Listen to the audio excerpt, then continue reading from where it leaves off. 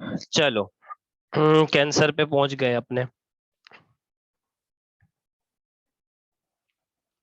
और E option. और यहाँ आएंगे, पहला क्वेश्चन है। तो देखो, पहला क्वेश्चन है the spread of cancer cells from one part to the body to another, उसे क्या कहेंगे? 33। मेटास्टेट। बाकी सब, बाकी बाकी कहाँ क्या बोल रहे, बताओ क्या आंसर होगा?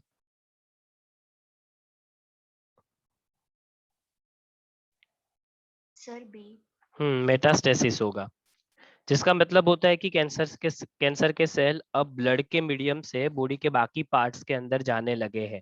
तो आप कई बार सुनते होंगे कि कैंसर के स्टेजेस डॉक्टर बताता है, जब कैंसर होता है कि थर्ड स्टेज में है, सेकंड स्टेज में है, उस स्टेज का नाम होता है TNM स्टेज। ये कैंसर का वेल फेमस क्लासिफिकेशन सिस्टम है, जिससे कैंसर कितने एक्सटेंट तक स्प्रेड हुआ वो देखा जा सकता है। ये जो है वो ट्यूमर की साइज दिखाता है कि जो भी कैंसर का ट्यूमर है वो कितनी साइज का है, साइज ऑफ ट्यूमर। एन है वो लिम्फ नोड्स दिखाता है। लिम्फ नोड्स आपको पता है ना, यस सर, लिम्फेटिक सिस्टम। में लिम्फ नोड्स होते हैं। तो लिम्फ नोड्स कितने इन्वॉल्व हुए, नंबर ऑफ लिम्फ नोड्स, क्योंकि कैंसर जिस लोकेशन में होता है उस लोकेशन के सराउंडिंग में जो लिम्फ नोड्स होती है वो अफेक्ट होती है। वो लिम्फ नोड्स अपनी जो मूवमेंट है वो बंद कर देती है, उसकी साइज इंक्रीज होती है, उसमें पेन स्टार्ट हो सकता है।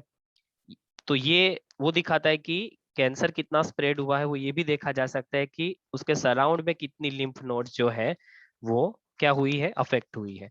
ये एम जो है ना वो है मेटास्टेसिस। सपोज मेटास्टेसिस 0, M0 का मतलब है मेटास्टेसिस हुआ नहीं है, और M1 का मतलब है मेटास्टेसिस हो गया। अगर मेटास्टेसिस हो गया तो सीधा कैंसर का स्टेज नंबर 3 शुरू हो गया, और उसके बाद ओके सर। पेशेंट को बचा पाना मुश्किल होता है। सर हम्म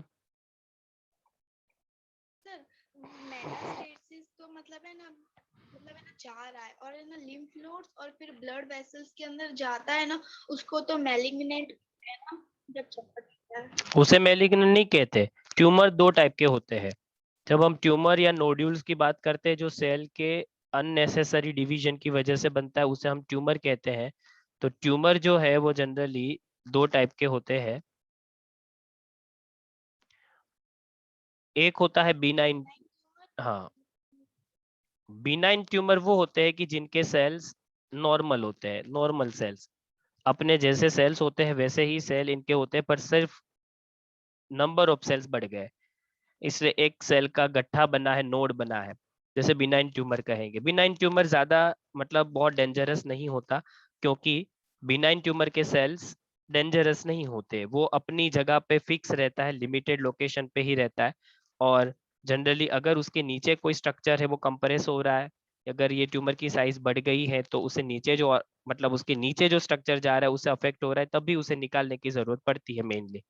पर अगर सेल का मास जो बना है वो कैंसरस सेल का है, तो फिर उस ट्यूमर को कहेंगे मेलिग्नंट ट्यूमर। यही एक्चुअल में कैंसर है। मेलिग्नंट ट्यूमर मतलब ये कैंसर सेल्स है। मेलिग्नंट ट्यूमर या फिर नियोप्लास्टिक ट्यूमर, यस सर। ऐसा वर्ड जनरली हम यूज करते हैं। तो मेलिग्नेंट वर्ड कैंसर के ट्यूमर के लिए है, वर्ड कैंसर सेल्स जिसमें होते हैं। नॉर्मल सेल्स और कैंसर सेल्स में डिफरेंस ये है कि कैंसर, नॉर्मल सेल्स तो पता है, नॉर्मल सेल्स आपस में एक दूसरे के साथ जुड़े हुए होते हैं। कैंसर सेल सेल सेल के बीच का अटैचमेंट छोड़ देते हैं। नॉर्मल सेल का न्यूक्लियस सेल के हिसाब से छोटा होता है, कैंसर सेल का न्यूक्लियस अपनी साइज बढ़ा देता है। नॉर्मल सेल्स में न्यूक्लियोली के नंबर लिमिटेड होते हैं, कैंसर सेल्स में न्यूक्लियोलिस के नंबर ज्यादा होते हैं।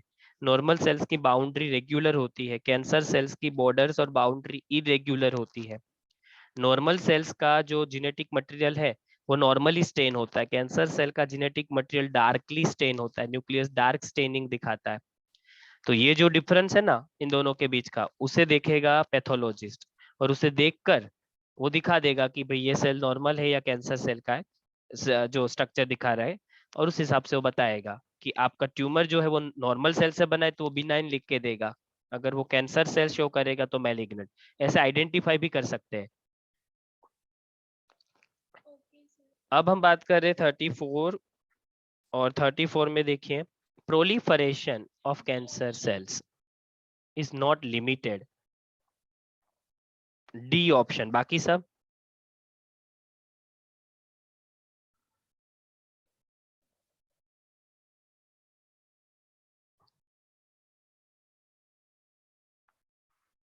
यही आएगा, डी ऑप्शन। क्यों डी ऑप्शन आएगा, 34 क्यों आएगा?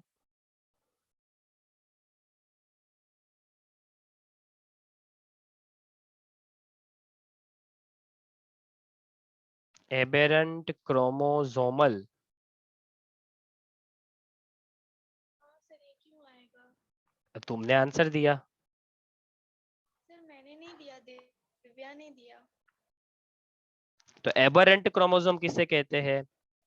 देखो, ये एबेरेंट वर्ड आया है एब्रेशन से, जिसका मीनिंग क्या होगा, किसी को पता है?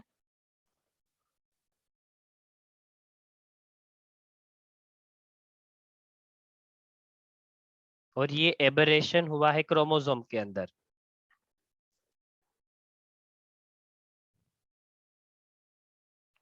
इसका मीनिंग ये होगा कि क्रोमोसोम के अंदर या तो गेन हुआ है या तो लॉस हुआ है, किस चीज का?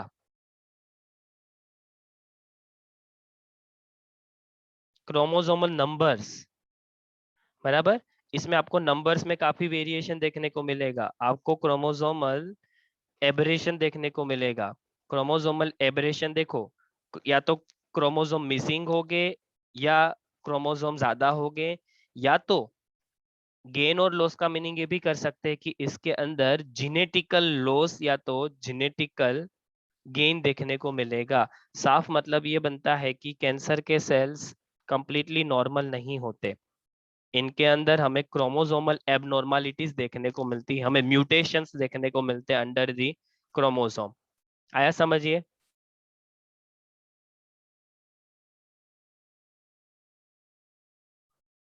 एबनॉर्मल क्रोमोसोम्स, आया समझ में?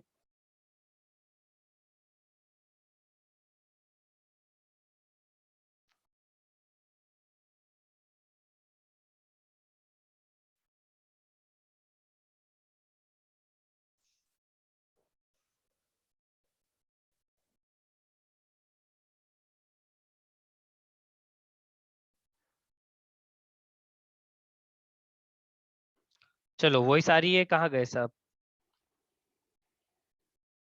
Yes sir. हाँ तो बोलो, आ गया ना समझिए क्रोमोसोमल वाला? नो सर, फिर से रिपीट करो ना।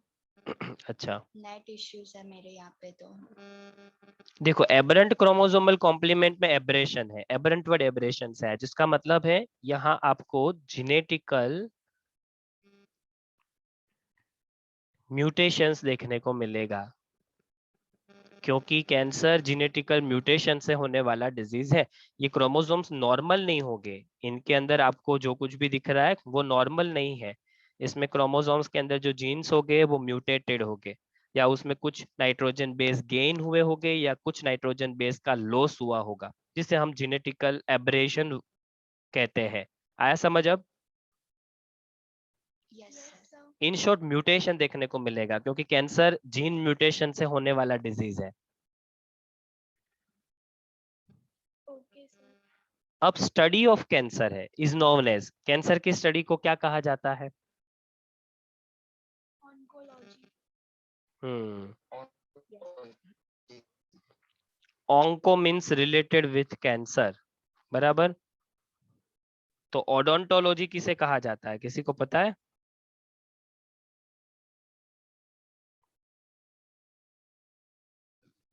No sir. Odonto word teeth के लिए है। साइंटिफिक स्टडी जो हम टीथ की करते हैं वो ओडोंटोलॉजी है। कैंसर की स्टडी को ऑन्कोलॉजी कहा जाता है, बराबर। और उसके बाद आता है ओडोनेटोलॉजी।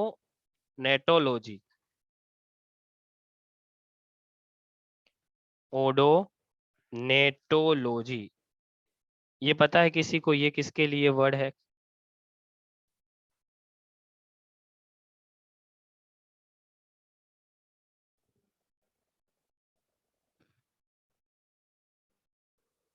नहीं, ये ड्रैगन फ्लाई की स्टडी जो होती है ना, उसके लिए वर्ड है। No sir. ड्रैगन फ्लाइज की स्टडी के लिए ये वर्ड है। और ऑस्टियोलॉजी बोन के लिए जो यूज होने वाला वर्ड है। लॉजी मतलब science, osteo means related with bone. चलो आ गया ना, समझिए। Yes sir. ये आपको याद नहीं रखना, ऑन्कोलॉजी याद रखना है, पर इनमें यस बाकी सर। भी जो वर्ड है वो भी किसी ना किसी स्टडी के लिए ही है। Which is not the property of cancer cell, इसमें से कौन सी प्रॉपर्टी कैंसर सेल की नहीं है?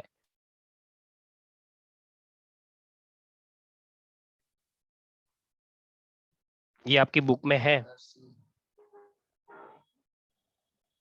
हाँ, यस सर। सी ऑप्शन आएगा। कैसे? कांटेक्ट इनहिबिशन क्या होता है? ये होता क्या है? मतलब है बीच मतलब है ना एक दूसरे से जब हाँ, कांटेक्ट, उसका मीनिंग तो पता चल ही जाएगा। इनहिबिशन, मतलब नॉर्मल। Yes sir. देखो, जब नए सेल्स डिवाइड होते हैं तो वो कब तक डिवाइड हो गए? तो तब तक डिवाइड हो गए जब तक वो नए सेल्स के कांटेक्ट में नहीं आ जाते। सेल एक स्पेस को फिल करने के लिए डिवाइड होता है। सपोज मैं यहाँ पर एक एग्जांपल दिखाता हूँ। ये एपिथेलियम था,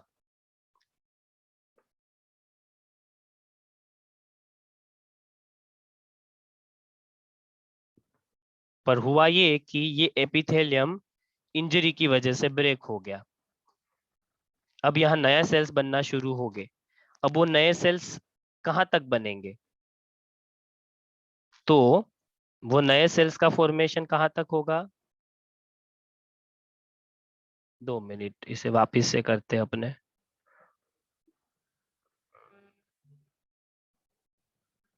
इस तरीके का एपिथेलियम था और ट्रॉमा या इंजरी की वजह से ये कट हो गया। सपोज इतना कट हो गया। अब यहाँ हमें नए सेल्स की जरूरत पड़ गई। तो वो नए सेल्स कहाँ तक बनेंगे? अब उसके लिए कलर चेंज कर देते हैं। सपोज ये सेल ने डिवीजन किया, ये डिवीजन किया। अब देखो, ये दोनों सेल कांटेक्ट में आ गए हैं। ये इसके कांटेक्ट में आ गया, ये इसके कांटेक्ट में आ गया। एक बार कांटेक्ट में आ जाते हैं तो प्रोसेस इनहिबिट हो जाती है, मतलब डिवीजन बंद हो जाएगा। तो कोई भी सेल अपना डिवीजन तब तक शुरू रखेगा जब तक वो सराउंडिंग सेल के कांटेक्ट में नहीं आ जाता। जैसे ही उसकी सरफेस आजू बाजू के सेल को टच कर दे, इसका मतलब है जो स्पेस थी वो फिल हो चुकी है। जो जगह बनी थी पुराने सेल के मरने की वजह से, वो अब फिल हो चुकी है। अब हमें डिवाइड होने की जरूरत नहीं है। इसे कहते हैं कॉन्टेक्ट इनहिबिशन। नॉर्मल सेल ऐसे करते हैं। अगर यहाँ कैंसर का सेल होगा या ट्यूमर सेल होगे, वो क्या करेंगे? इवन कॉन्टेक्ट इनहिबिशन होने के बाद भी हाँ, अब पता है कि पुराने सेल से वो कांटेक्ट में आ चुके, तब भी अपना डिवीजन बंद नहीं कर रहे। इसीलिए ये जो मास क्रिएट हुआ, इसी को ट्यूमर कहा जाता है। अगर इनके सेल्स नॉर्मल है तो बिनाइन ट्यूमर, और अगर सेल्स कैंसरस है तो फिर मेलिग्नेंट ट्यूमर इसका नाम हो जाएगा। आया समझिए? इसे कहते हैं कांटेक्ट इनहिबिशन। हाँ, बोलो। सर आपकी आवाज कट कट के आ रही है और बीच बीच में तो स्क्रीन ही नहीं बता रही, आप कुछ लिख रहे हो ना वो। हाँ सर। अच्छा, नेट की वजह से। हमारा तो परफेक्ट है। हाँ, बाकी सबका नेट कनेक्शन थोड़ा स्लो होगा मे बी,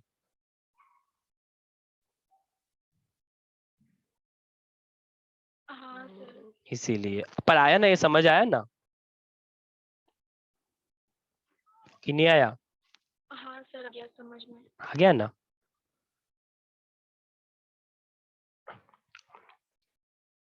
चलो, यस सर। Benign tumour. जो मैं समझा चुका हूँ आपको, अभी ही समझाया, तो उसके लिए आप देखिए क्या सही है।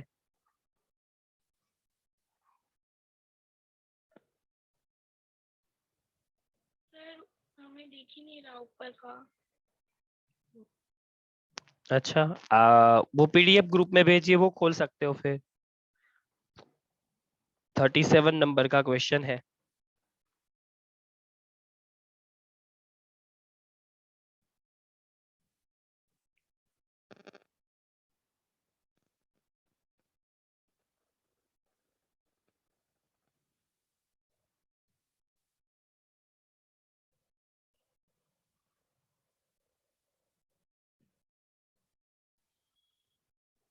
थर्टी सेवन नंबर का क्वेश्चन है।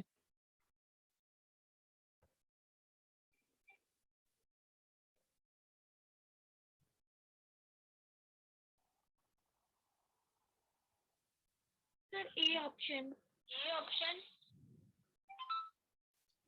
अच्छा, ए ऑप्शन, हाँ ये सही है। Sir A option. A option आएगा, क्योंकि बिनाइन ट्यूमर कभी भी दूसरे पार्ट तक स्प्रेड नहीं होता और वो काफी लिटिल डैमेज करता है। मेटास्टेसिस तो सिर्फ कौन करता है? मेलिग्नेंट ट्यूमर, कैंसरस ट्यूमर, याद है ना? Yes sir. बाकी सारे ऑप्शन देखो। स्प्रेड टू अदर पार्ट, इसलिए रॉन्ग हो गया। स्प्रेड टू अदर पार्ट, इसलिए रॉन्ग हो गया। और यहाँ बिग डैमेज लिखा है, इसलिए ये रॉन्ग हो गया। Yes sir.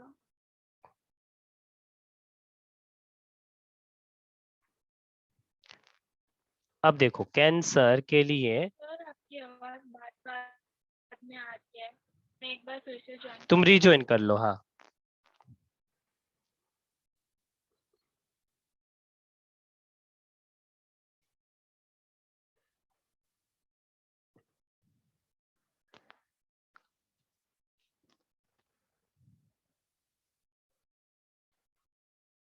तो देखो तब तक क्वेश्चन समझते हैं। कैंसर को डिटेक्ट करना है, डायग्नोस करना है कि कैंसर है। अब हमें कई बार जब ट्यूमर होता है तो देख के पता नहीं चलता कि ये जो ट्यूमर है वो बिनाइन है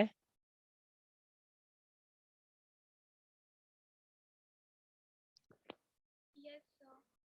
या मेलिग्नेंट है।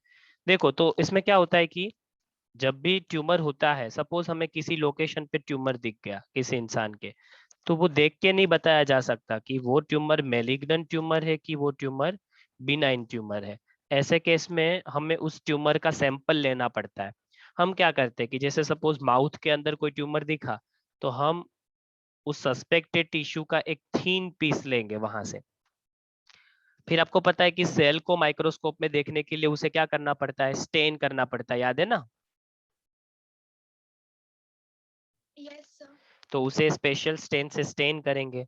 स्टेन करने के बाद हमें देखना होगा माइक्रोस्कोप के अंदर, क्योंकि जैसे जैसे मैंने आपको बताया कि नॉर्मल सेल और कैंसर के सेल में बहुत बड़े डिफरेंसेस है, जो मैं आपको बता चुका हूँ। उन डिफरेंसेस को माइक्रोस्कोप में देखा जाएगा और उसे डॉक्टर बता देगा ये बिनाइन ट्यूमर है या मैलिग्नेंट ट्यूमर है। तो इस स्टडी को क्या कहेंगे? ये जो हमने किया उस स्टडी को क्या कहेंगे? D option. Hmm, biopsy. Biopsy, बराबर। यस इसे सर। हम बायोप्सी कहेंगे। ऑटोप्सी तब कहते हैं जब डेड टिश्यू को अंडर द माइक्रोस्कोप देखा जाए। डेथ के बाद जो इंसान की टिश्यूज को लेकर उसे माइक्रोस्कोप में ऑब्जर्व किया जाता है, उसे ऑटोप्सी कहते हैं। और बायोप्सी जनरली लिविंग ऑर्गेनिज्म के डाउट। हम्म के अंदर देखा जाता है। क्या in case of? Sir doubt होता है किसी को तो फिर वो भी देख सकते हैं ना। हाँ, बायोप्सी डाउट के लिए ही है, डायग्नोस्टिक टेस्ट इसीलिए है क्योंकि किसी भी इंसान को देखकर नहीं पता चलेगा कि ये ट्यूमर बिनाइन है या मैलिग्नेंट, इसलिए उसे माइक्रोस्कोप में देखने का ये प्रोसीजर है। माइक्रोस्कोप में देख के ही बताया जा सकता है। Yes sir. अब कैंसर के ट्यूमर को हमें डिस्ट्रॉय करना है और हम पेशेंट को अल्फा इंटरफेरेंस देते हैं। तो ये ट्रीटमेंट जो है अल्फा इंटरफेरेंस देने की, वो कैंसर की कौन सी ट्रीटमेंट में आती है? इम्यूनोथेरेपी। सही है, क्योंकि देखो बायोप्सी ट्रीटमेंट नहीं है, बायोप्सी तो डायग्नोसिस है, वो तो पहचानना है कि आपको कौन सा डिजीज है, डायग्नोसिस है वो तो। ट्रीटमेंट बाकी सारी जो है वो ट्रीटमेंट है, जैसे रेडियोथेरापी एक ट्रीटमेंट है, पर उसमें तो हम एक्सरे देते हैं ना। Yes sir. कीमोथेरापी में हम ड्रग्स देते हैं जो कैंसर के सेल्स के लिए पॉइजनस होती है, टॉक्सिक होती है, उसे मार डालती हैं। और इम्यूनोथेरापी राइट ऑप्शन है, क्योंकि इम्यूनोथेरापी में हम इंसान को अल्फा इंटरफेरोन्स देते हैं। अल्फा इंटरफेरोन्स इम्यूनोथेरापी नाम की जो थेरापी है उसका पार्ट है। तो कैंसर में मेनली 4 थेरापी है। और सर्जरी, हाँ, रेडियोथेरेपी, कीमोथेरेपी और इम्यूनोथेरेपी। हाँ, तो 4 थेरापी है टोटल। कई बार ये चारों थेरापी का कॉम्बिनेशन हमें देने की जरूरत पड़ती है, और हमें चारों के चारों थेरापी देनी पड़ती है, तब जाके हम कैंसर को ट्रीट कर सकते हैं। तो यहाँ तक का जो पूरा पोर्शन था वो कैंसर का था, और एड्स का तो हम पढ़ चुके हैं ऑलरेडी। और अब जो पोर्शन है वो सिलेबस से निकल चुका है, और वो काफी ज्यादा है। अगर आपके पास बुक है तो आप बुक के हिसाब से पढ़ सकते हैं, हम कर भी सकते हैं इसे। और अगर नहीं करना तो हम स्किप कर सकते हैं, आप बोलो वैसा हाँ करें। सर, करते हैं।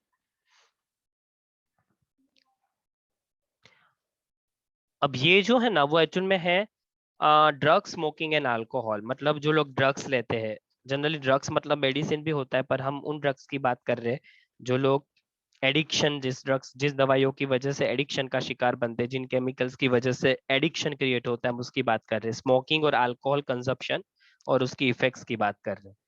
तो यहाँ पर सबसे पहला क्वेश्चन है कि अगर सपोज कोई ऐसी ड्रग्स है जिसको लेने की वजह से मान लो कि इंसान की बॉडी में लॉस ऑफ सेंसेशन क्रिएट होता है, तो उसे हम क्या कहेंगे? सेंसेशन बंद हो गया सपोज। एनेस्थेशिया। सही है, सेंसेशन बंद हो गया। सेंसेशन बंद होने का मतलब है अब आपको कोई टच करेगा आपको पता नहीं चलेगा। आपके हाथ को किसी ने टच किया, आपके चीक को किसी ने टच किया, आपको फील ही नहीं होगा, आपका सेंसेशन चला गया। सेंसेशन चला जाना मतलब वो केमिकल को एनेस्थेटिक कहेंगे। और एनेस्थेशिया एनेस्थेटिक को डिलीवर करने की प्रोसेस है। आप देखो जब टूथ निकालना होता है डॉक्टर को अपने मुंह से, तब वो क्या देता है?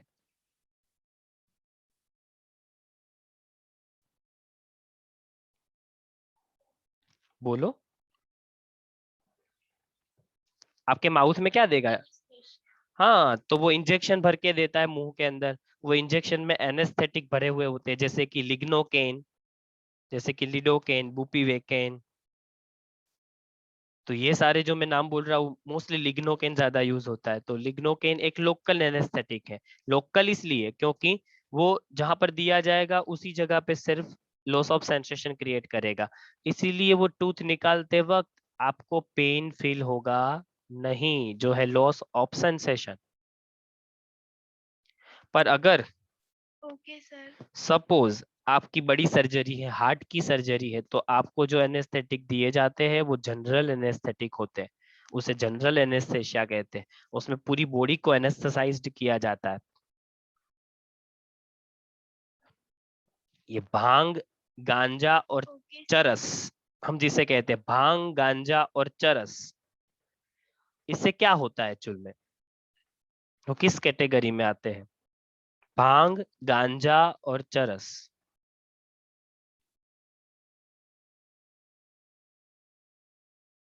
E option. ई ऑप्शन देखो, हेल्यूसिनोजेंस है और कैनाबिनोइड्स है। हेल्यूसिनोजेंस मतलब जिससे हेल्यूशन हो, हेल्यूसिनेशन हो। हेल्यूसिनेशन मतलब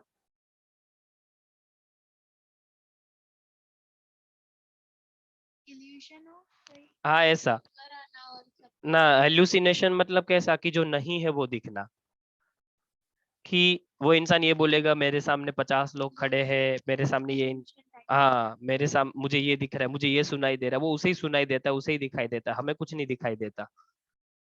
तो उसे कहते हैं हेल्यूसिनोजेंस। एक्चुअल में ये जो अपने धतूरा आता है ना, उसका जो फ्लावर आता है उसे खाने से भी हेल्यूसिनेशन हो सकता है, वो सीवियरली हेल्यूसिनोजेनिक है। Okay sir.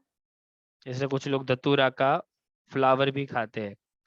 और कैन हाँ वो होते हैं ना, वो इस पर लोग खाते हैं, उससे हेल्यूसिनोजेनिक इफेक्ट भी आती है। और कैनाबिनोइड्स, कैनाबिनोइड्स किसे कहते हैं? कैनाबिनोइड्स, ये एक प्लांट कैनाबिनिस से मिलता है, कैनाबिस से मिलने वाले कैनाबिनोइड्स के नाम से जाने जाते हैं। जो किससे मिले? कैनाबिस। केमिकल। हाँ, ये कैनाबिनोइड्स एक ग्रुप ऑफ केमिकल्स है एक्चुअल में। कैनाबिस, कैनाबिस में से मिलते हैं, इसीलिए इसका नाम है कैनाबिनोइड्स। तो कैनाबिस क्या होता है ये पता है?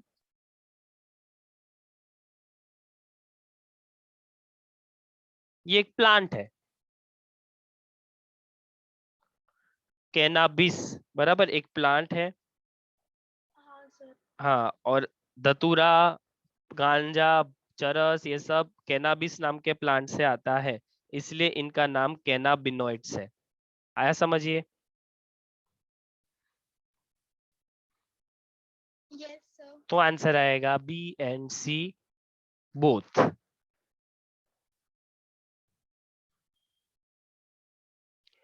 ओपियम डेरिवेटिव्स कौन नहीं है नीचे में से? ओपियम डेरिवेटिव्स नहीं है।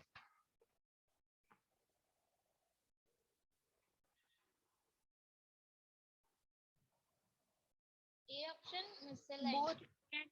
ना, ये ऑप्शन आएगा, ए ऑप्शन आएगा। मॉर्फिन याद है किसी को?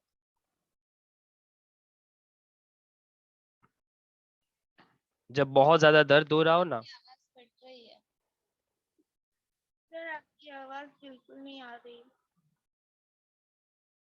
Okay, 2 minute.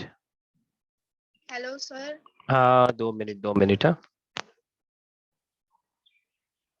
चलो अब आ रही है। हाँ सर, आ रही है। देखो, मॉर्फिन तब देते हैं जब सीवियर पेन हो। आपको पता होगा कि कैंसर का जब लास्ट स्टेज होता है तब इंसान को बहुत पेन होता है, या खास करके खतरनाक एक्सीडेंट हुआ हो और बहुत सारे बोन का फ्रैक्चर हुआ हो तब। ऐसे केस में इंसान को पेन से रिलीज करने के लिए और सुला देने के लिए जो दवाई देते हो मॉर्फिन है। टीवी सीरियल्स में दिखाते हैं कि जो खास करके दिमागी तौर पे पागल होते हैं, वो जब हाथ किसी के हाथ में नहीं रहते, कंट्रोल में नहीं रहते, तब उसे इंजेक्शन दे देते और इंसान तुरंत सो जाता है। देखा है ना? Yes sir. वो कौन सा होता है? मॉर्फिन। मॉर्फिन देने से पेन गायब हो जाता है, और पर उसकी एक दूसरी इफेक्ट भी है कि इंसान तुरंत ही सो जाएगा, क्योंकि मॉर्फिन सिडेटिव भी है। वो पेन किलर तो है, पर उसके साथ साथ वो सिडेटिव भी है। सिडेटिव का मतलब जिससे नींद आ जाए। तो दोनों इफेक्ट है इसकी। ये पेन किलर तो है ही, ओके सर। पर ये सिडेटिव भी है, नींद भी आ जाती है इंसान को उससे। अब मॉर्फिन किससे मिलता है? ओपियम नाम के प्लांट से। ओपियम पोपी नाम का प्लांट होता है, उससे मिलता है यस। मॉर्फिन। और हेरोइन और ब्राउन शुगर, ये दोनों एडिक्शन के लिए यूज की जाती है, खास करके एडिक्टेड पर्सनालिटी इसका यूज करती है। सर, ब्राउन शुगर क्या होता है? ये ब्राउन शुगर इसी ओपियम से डिराइव्ड होता है। ये क्या है? प्योरिफिकेशन है। देखो, जैसे कि आप देखो तो अल्कोहल के अंदर क्या होता है कि अल्कोहल में भी बहुत सारे टाइप्स है, विस्की है, रम है, जीन है, वोडका है। एक्चुअल में ये है सारे अल्कोहल कंटेंट ही, पर उसमें अल्कोहल का अमाउंट अलग अलग है। वैसे ओपियम पोपी प्लांट से जब आप कंटेंट डिराइव्ड करते हैं, तो उसको अलग अलग प्रोसीजर से पास करने पर अलग अलग कंटेंट निकलता है। जैसे मॉर्फिन, हेरोइन, ब्राउन शुगर, सब उसी से निकलने वाला कंटेंट है, सेम प्लांट से, जिसे कहते हैं ओपियम पोपी। अब आप यहाँ पर देखेंगे ओपियम पोपी, तो ये खुल नहीं रहा, पर आप गूगल करके देखेंगे तो आपको ओपियम पोपी नाम का प्लांट देखने को मिलेगा। ओपियम प्लांट लिखेंगे सर तब भी बुक्स में मिलेगा। भी है। अगर हाँ, बुक में भी है। अब हेरोइन कैसे पाया जाता है? ये जो हेरोइन है वो कैसे पाया जाता है? तो हेरोइन नाम का जो ड्रग है वो ओपियम पोपी से ही पाया जाता है, और ये मोर्फिन से डिराइव्ड होता है। तो मोर्फिन से ही हेरोइन बनाया जाता है, हेरोइन कहीं और से नहीं बनता। तो हेरोइन मोर्फिन से ही बनता है। और कैसे बनता है तो उसकी एक प्रोसीजर भी है, शायद बुक में आपको दिखाया भी हो कि भाई मोर्फिन को क्या किस से पास किया जाता है और कैसे किया जाता है, तो उसका कन्वर्जन जो है वो हेरोइन में हो जाता है। ये भी एक प्रोसीजर है। ब्राउन शुगर जिसको कहते हैं वो भी अगेन उसी। सर हाँ क्या?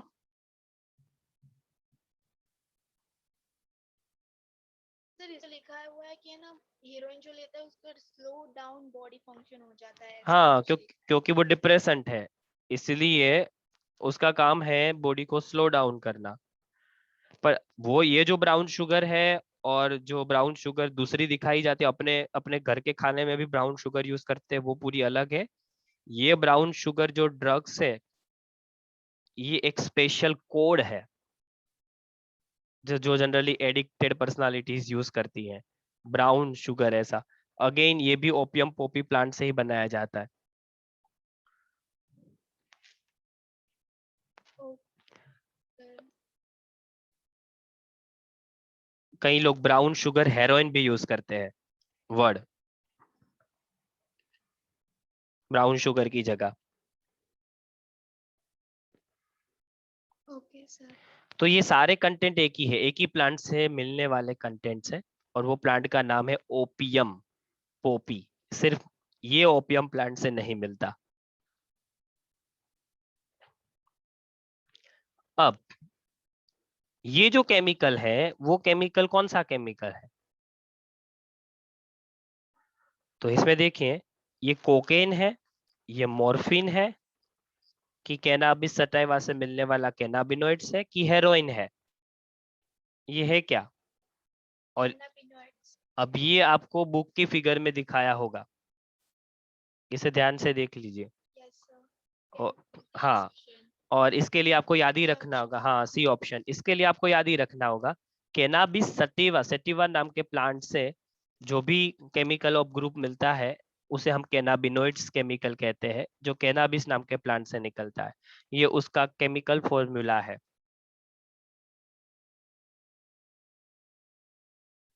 उसके बाद देखिए स्लीपिंग पिल्स। इसमें से कौन है जो स्लीपिंग पिल्स के फॉर्म में यूज होते थे? हम नींद आने की दवाई जो लोग लेते हैं, जिनको नींद नहीं आती, नींद ना आने की बीमारी को क्या कहते हैं, याद है? नींद ना आना, उस बीमारी का नाम? नो सर नहीं। इंसोम्निया, उसे इंसोम्निया कहते हैं। और स्लीपिंग पिल्स, नींद आने की दवाई, नींद आ जाए उसके लिए जो दवाई देते हैं, वो कौन सी होती है? Heroin, cocaine, caffeine, codeine? D. D option आएगा, बारबीचूरेट्स देते हैं। हालांकि अब इसका यूज कम हो गया, बंद हो गया है, क्योंकि इसकी साइड इफेक्ट और एडिक्शन बहुत ज्यादा होता था। अब इसकी जगह बाकी सारी दवाइयां आ चुकी है स्लीपिंग पिल्स के फॉर्म में यूज करने लायक, वो यूज होते हैं। पर अभी भी जो स्लीपिंग पिल्स यूज होती है वो एडिक्टिव ही है नेचर में, एक बार लेना शुरू करोगे तो फिर उसकी आदत पड़ेगी। इसलिए हो सके तब तक इंसान को, अगर नींद नहीं आती तो उसके लिए दूसरे ऑप्शंस कुछ मतलब ढूंढने चाहिए जिससे उसे नींद आ जाए। पर स्लीपिंग पिल्स यूज ज्यादा नहीं करनी चाहिए। कुछ लोग सुसाइड करने के लिए भी स्लीपिंग पिल्स यूज करते हैं, पता है ना? Yes sir. क्योंकि बहुत इमीडिएटली सुसाइड होता है। स्लीपिंग पिल्स बहुत ज्यादा ले लोगे, स्लीपिंग पिल्स का काम है सीएनएस को डिप्रेस करना। अगर बहुत ज्यादा आप स्लीपिंग पिल्स ले लेंगे तो सीएनएस कुछ ज्यादा ही डिप्रेस हो जाएगा, जिससे उसका फंक्शन हैम्पर्ड होगा, और ऑर्गन्स तक उसका जो कंट्रोल है वो लूज हो जाएगा, अल्टीमेटली डेथ होगी। Okay sir.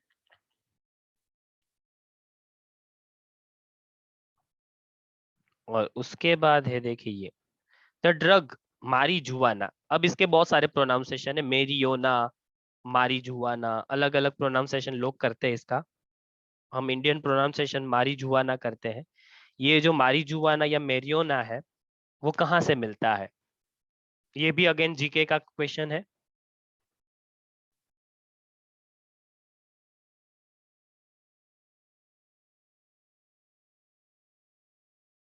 D.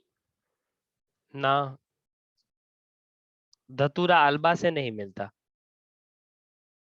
Cannabis sativa. Okay sir. ये जीके का क्वेश्चन है, इसमें आपको नाम याद रखना होगा, इसमें कुछ और समझने जैसा नहीं होगा।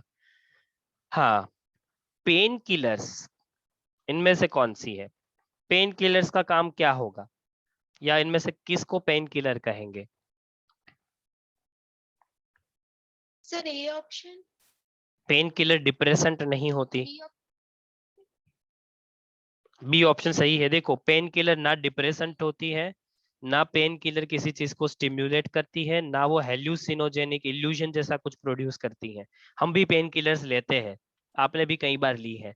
उसको लेने से हम थोड़ी स्टिम्युलेट हो जाते हैं, मतलब काम करने की एनर्जी बढ़ जाती है और फटाफट से काम करने लगते हैं, ऐसा कुछ नहीं होता। और ना हम डिप्रेस फील करते हैं कि हमें नींद आने लगती है, स्लीपी स्लीपी फील करने लगते हैं, ऐसा भी नहीं होता। तो वो डिप्रेशन डिप्रेशन भी नहीं है। हेल्यूसिनो हमें कभी इल्यूजन जैसा भी नहीं होता, हमने पेन किलर खाई हुई है। हाँ सर। बचा ये ओपिएट नार्कोटिक्स जो है वो पेन किलर्स है। हाँ। ऐसे तो। हाँ, पर ये नार्कोटिक्स जो होती है वो इवन पेन किलर्स तो होती है, पर उसके साथ साथ ये इंसान को सिडेटिव स्टेज में भी ले जाती है। कौन से स्टेज में सर? सिडेटिव मतलब कॉन्शियस नहीं रखेगी, नींद के स्टेज में, स्लीप के स्टेज में ले जाएगी। कंप्लीट स्लीप नहीं और कंप्लीट अवेकन स्टेज भी नहीं, दोनों के बीच ले जाती है। नार्कोटिक्स नाम की जो ड्रग्स होती है ना, वो ये नार्कोटिक्स टेस्ट में काम आती है। Narcotics, narco test. हाँ वो सुना होगा, वो कोर्ट की परमिशन से ही कर सकते हैं। उसमें इंसान को, हाँ। हाँ ऐसी ऐसे इंजेक्शन दिए जाते हैं जब इंसान स्लीप और अवेकन दोनों कंडीशन के बीच में आता है। उसे जो भी पूछोगे वो सही सही बताएगा। हिप्नोटाइज हाँ करके। ऐसा कुछ स्टेज, हाँ, पर ये केमिकल की हेल्प से हिप्नोटाइज करना ऐसा कुछ हो गया जिसमें केमिकल्स का यूज है। और इसमें इंसान पूरे डे की हिस्ट्री बताएगा, सुबह से लेकर रात तक उसने क्या किया, ओके सर। जब पूछा जाएगा। इसके लिए तलवार वाली जो मूवी है, आरुषि तलवार, उसमें नार्कोटिक्स दिखाया गया है। उस मूवी के अंदर कैसे करते हैं, क्या क्वेश्चन करते हैं, वो क्या आंसर देता है। काफी सारी मूवी सीन में इसको दिखाया है। Yes sir. फिर है 47, which of the following drug may not be misused by athletes. मतलब बाकी सब मिसयूज होती है, कोई एक इसमें से है जो मिसयूज नहीं होती। बाकी सब एथलेट्स लेते हैं, तीन है कोई जो लेते हैं, एक है जो कोई नहीं लेते। वो लोग एथलेट्स अपना परफॉर्मेंस इंक्रीज करने के लिए ऐसी ड्रग्स लिया करते थे। Sir D option. अब तो इनके टेस्ट होते हाँ हैं। Sir D option. D option क्यों होगा? पहली चीज ये कि बारबीक्यूरेट्स से तो स्लीप आ जाती है। अब एथलेट्स थोड़ी स्लीप, नींद आने की दवाई लेंगे, तो फिर परफॉर्मेंस कैसे देंगे? सर आपकी आवाज बहुत कट कट के आ रही है, बहुत ही ज्यादा। अच्छा, तुम्हें ही आ रही है, बाकी सबको भी? नहीं सर, आवाज कट कट के ही आ रही अच्छा,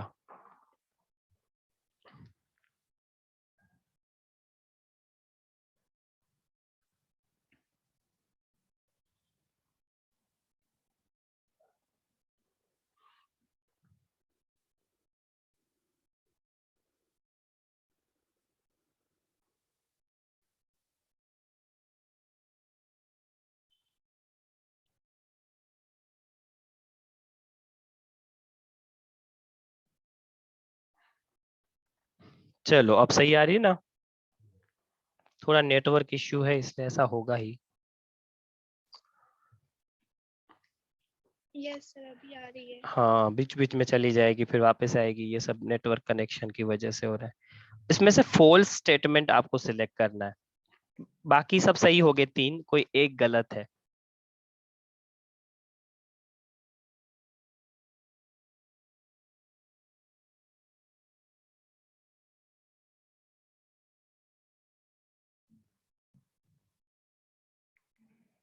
तो अगर आपके पास बुक है तो देखिए ऑप्शन नहीं दिख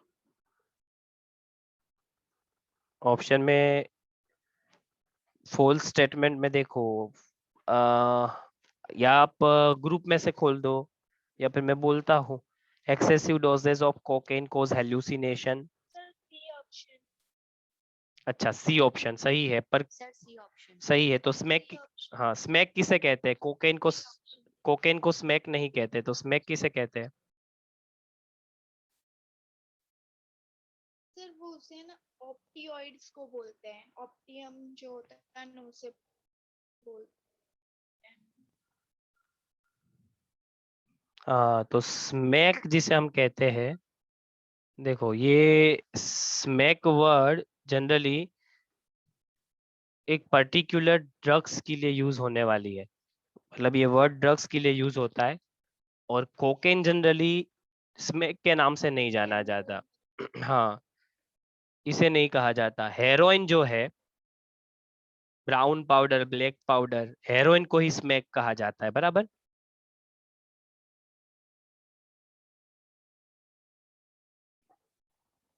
कोकेन को नहीं। Yes sir.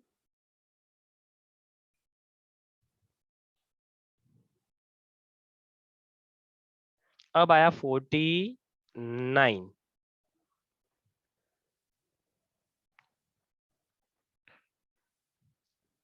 ड्रंक पर्सन मतलब अल्कोहल पिया हुआ उसका कौन सा पार्ट सबसे पहले अफेक्ट होता है।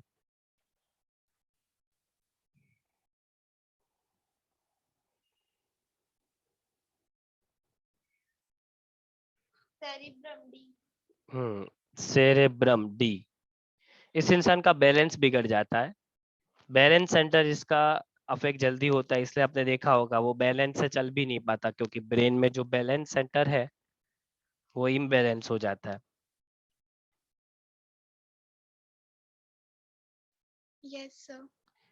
फिर है अल्कोहलिज्म मतलब दारू पीने की आदत उससे क्या होगा इंसान को अगर बहुत ज्यादा पीते रहेगा तो।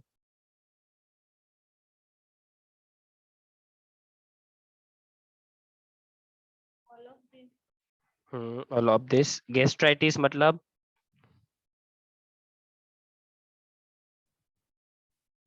ये सही है पर गैस्ट्राइटिस का मतलब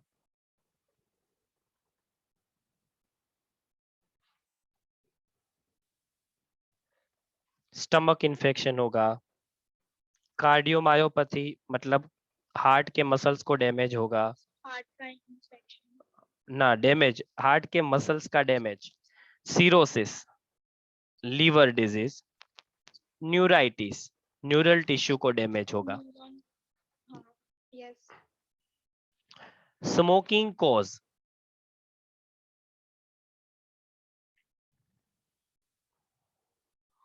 all of this. All of this. All of this देखो स्मोकिंग से लिप कैंसर होगा क्योंकि स्मोकिंग करने वाले इंसान के लिप कंटिन्यूअसली बर्न होते रहते हैं। Yes sir. लंग्स जो है वो धीरे धीरे कमजोर होंगे तो उससे टीबी होने के चांस बढ़ सकते हैं। लंग कैंसर तो होगा क्योंकि होने के चांस इसलिए बढ़ते हैं क्योंकि निकोटीन और धुआं के सीधा जाएगा लंग्स तक।